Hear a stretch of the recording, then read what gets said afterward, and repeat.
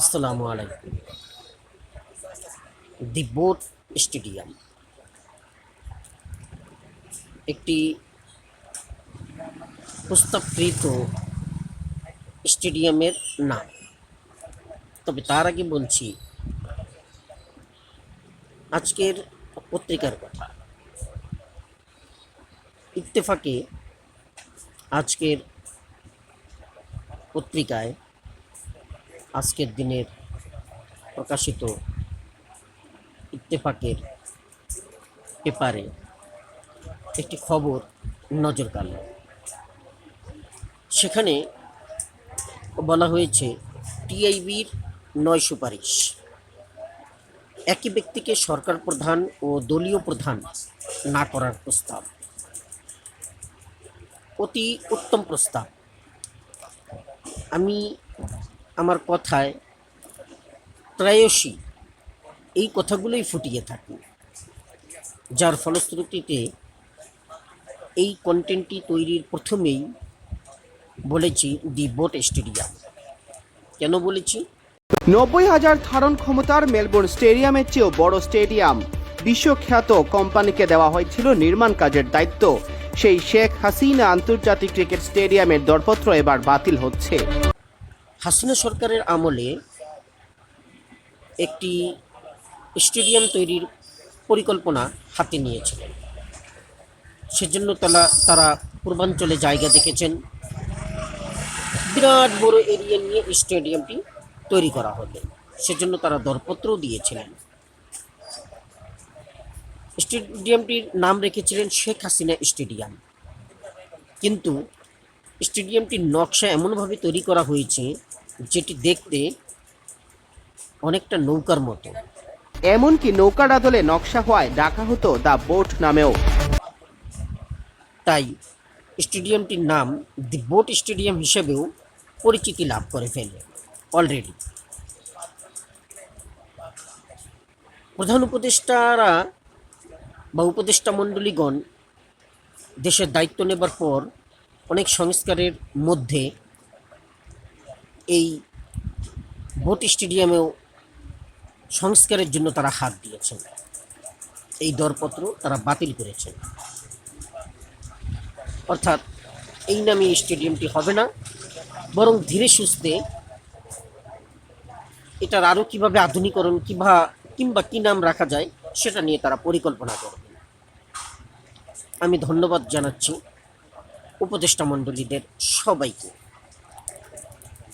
তবে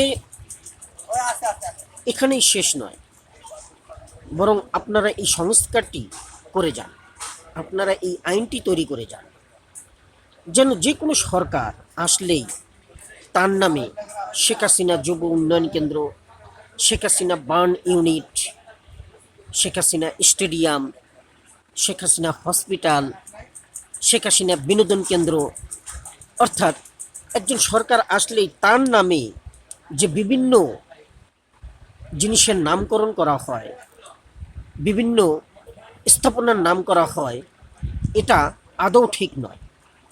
কারণ যিনি সরকার প্রধান হন, এটা তার বাপের সম্পত্তি না। এখানে তিনি চাকরি করতে এসেছেন 5 বছরের জন্য। জনগণ সরকারকে 5 বছরের জন্য দেশের প্রতিনিধি হিসাবে নির্বাচন করেন।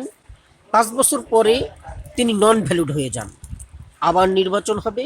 সেই নির্বাচনে আবার যাকে ভালো লাগবে তাকে নির্বাচন করবেন। এক্ষেত্রে যদি সরকার প্রধান ভালো কাজ করে থাকেন তাকে আবার নির্বাচন করবেন। কিন্তু তাই বলে এই নয় যে আপনি সরকার প্রধান থাকা সময়ে আপনি আপনার যা খুশি ইচ্ছা মতন করবেন, আপনার নামে সব কিছু করবেন, আপনার নামে রাস্তাঘাট করবেন, কিংবা আপনার পরিবারের নামে করবেন, আপনার বাপ চাচার নামে করবেন, আপনার স্বামীর নামে করবেন। এমনটি হতে দেওয়া আদৌ ঠিক নয়। এইভাবেই চেইন অফ কমান্ড নষ্ট হয়। এক সরকার করে যায়, আরেক সরকার এসে ধ্বংস করে, সেই দরপত্র বাতিল করে, আবার নতুন করে তারা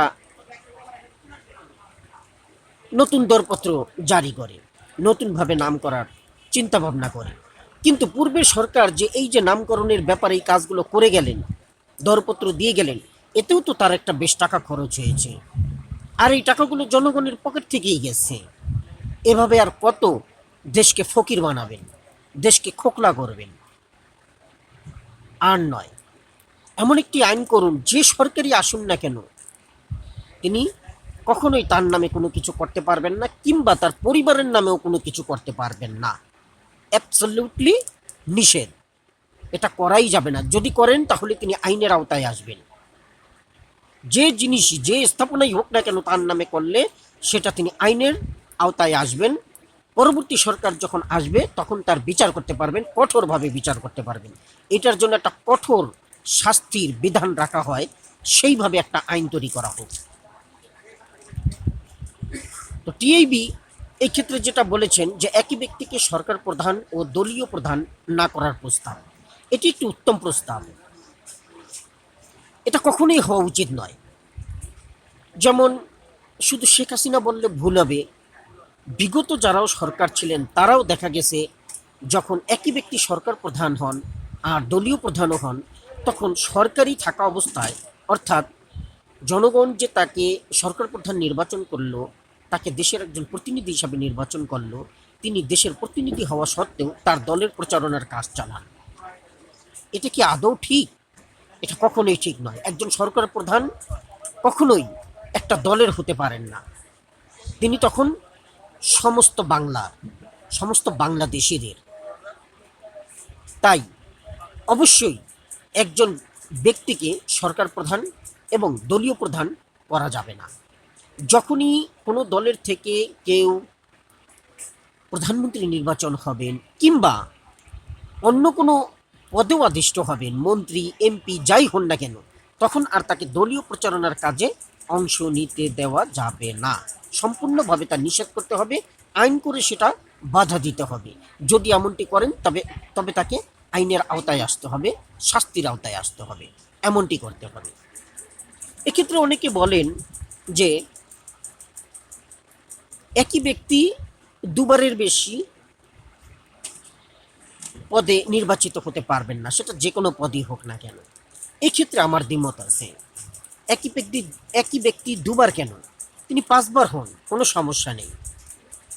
তাকে ভালো লাগলে জনগণ তাকে বারবার নির্বাচিত করবেন তার কর্মফলের দরুন। কিন্তু দুবার নির্দিষ্ট করে দেওয়া, অর্থাৎ ওই দুবারের পরে আর তিনি হতে পারবেন না, অথচ উনি যদি একজন খুব ভালো মানের লোক হয়ে থাকেন, তাহলে কিন্তু জনগণ একজন ভালো নেতা হারাবেন, একজন ভালো লোক হারাবেন, একজন ভালো অভিভাবক হারাবেন। সেক্ষেত্রে দেশের উন্নতি যেমন ব্যাহত হবে, তেমনি দেশের মানুষগণও অভিভাবকত্বহীনতায় ভুগবেন। সেজন্য এটি করা যাবে না, আমার মতে এটি করা যাবে না। তবে অবশ্যই একই ব্যক্তিকে সরকার প্রধান ও দলীয় প্রধান করা যাবে না। এ থেকে বিরত রাখতে হবে। এ থেকে বিরত রাখার জন্য কঠিন আইন বাস্তবায়ন করতে হবে, শাস্তির বিধান রাখতে হবে।